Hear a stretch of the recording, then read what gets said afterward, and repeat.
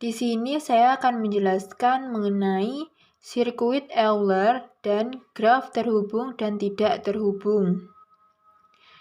Dalam sirkuit Euler memiliki definisi 8.9 yang mengatakan misalkan G adalah suatu graf, sirkuit Euler G adalah sirkuit di mana setiap titik dalam G muncul paling sedikit sekali dan setiap garis dalam G muncul tepat satu kali.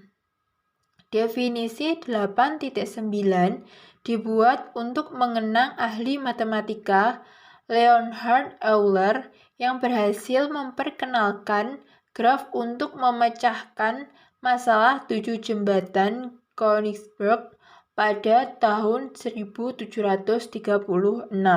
Selanjutnya, graf terhubung dan tidak terhubung.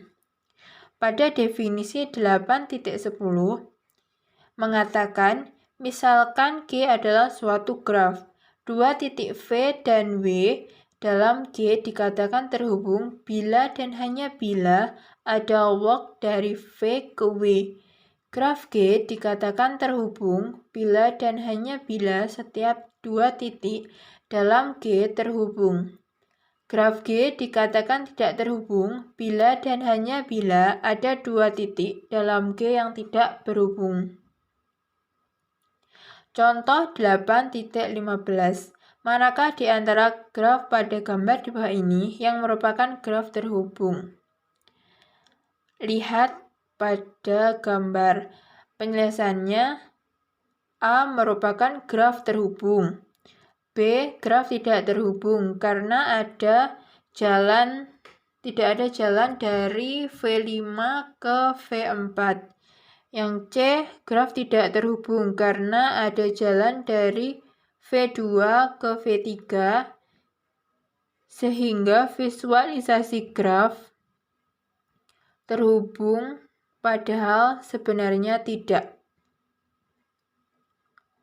Bisa dilihat pada gambar graf di bawah ini. Teorema 4. Misalkan G adalah graf terhubung, G adalah sirkuit Euler bila dan hanya bila semua titik dalam G memiliki derajat genap. Bukti. Akan dibuktikan implikasi dari kiri ke kanan. Misalkan G adalah graf terhubung yang merupakan sirkuit Euler. Ambil sebarang titik V anggota G karena G adalah sirkuit Euler, maka titik V harus melalui paling sedikit dalam perjalanan kelilingnya, yang berarti ada garis E1 dari titik lain menuju ke V, sehingga perjalanan tidak boleh berhenti pada V. Setelah sampai titik V, perjalanan diteruskan melalui titik X sehingga garis E2 tidak sama dengan E1. Jadi setiap garis EI menuju titik V dalam perjalanan harus ada garis EJ tidak sama dengan EI yang keluar dari titik V, berarti garis yang berhubungan dengan V muncul berpasangan. Akibatnya, derajat V merupakan kelipatan 2 atau genap. Dengan demikian, teorema 8.4 terbukti. Jadi selanjutnya adalah sirkuit Hamilton. A. Definisi dan teorema. Jika lintasan dan sirkuit Euler melalui sisi-sisi graf tepat sekali, maka lintasan dan sirkuit Hamilton melalui simbol tepat sekali. Definisi. Lintasan Hamilton adalah lintasan yang melalui setiap simbol di dalam graf tepat satu kali. Bila lintasan itu kembali ke simbol asal membentuk lintasan tertutup atau sirkuit, maka lintasan tertutup itu disebut dengan sirkuit Hamilton. Dengan kata lain, sirkuit Hamilton adalah sirkuit yang melalui tiap simbol di dalam graf tepat satu kali, kecuali pada simbol asal sekaligus simbol akhir yang dilalui dua kali. Graf yang memiliki sirkuit Hamilton disebut graf Hamilton. Sedangkan graf yang hanya memiliki lintasan Hamilton disebut graf semi-Hamilton. Berikut adalah contoh graf yang mengandung lintasan atau sirkuit Euler. Walaupun masalah penentuan lintasan atau sirkuit Hamilton memiliki kemiripan dengan Euler, namun masih belum ditemukan cara cukup dan syarat perlu yang sederhana untuk menunjukkan bahwa suatu graf tertentu memiliki lintasan atau sirkuit Hamilton. Kita terpaksa menggunakan pembuatan eksplisit lintasan atau sirkuit yang demikian. Ada beberapa teorema mengenai sirkuit Hamilton. Teorema pertama adalah teorema Dirac. Jika G adalah graf sederhana dengan n buah simpul, n lebih dari sama dengan 3, sedemikian hingga derajat setiap simpul paling sedikit, yaitu untuk tiap simpul V di G, maka G adalah graf Hamilton. Teorema kedua, teorema Ore. Jika G adalah graf sederhana dengan n buah simpul, n lebih dari sama dengan 3, sedemikian hingga du dv dikurangi du lebih dari sama dengan n untuk setiap pasang simpul tidak bertetangga dengan u dan v, maka G adalah graf Hamilton. Teorema 8.8. Setiap graf lengkap adalah graf Hamilton.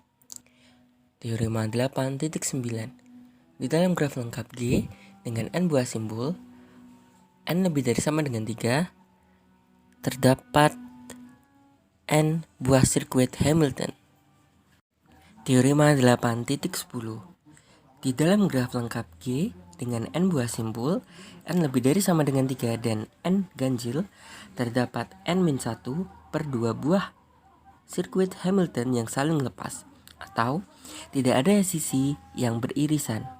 Jika n genap dan n lebih dari sama dengan 4, maka di dalam G terdapat n-2 per 2 buah sirkuit Hamilton yang saling lepas. Contoh soal. 9 anggota sebuah klub bertemu tiap hari untuk makan siang pada sebuah meja bundar. Mereka memutuskan untuk sedemikian sehingga setiap anggota mempunyai tetangga duduk berbeda pada setiap makan siang. Pertanyaan, berapa hari pengaturan tersebut dapat dilaksanakan?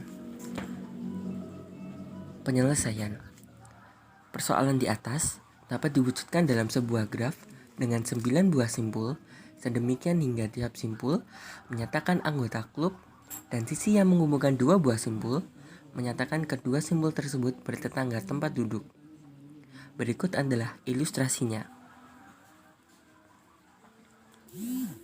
Contoh pengaturan tempat duduk adalah 1, 2, 3, 4, 5, 6, 7, 8, 9, 1 pada garis tebal dan 1, 3, 5, 2, 7, 4, 9, 6, 8, dan 1 pada garis putus-putus. Hal ini adalah 2 buah sirkuit Hamilton yang saling lepas.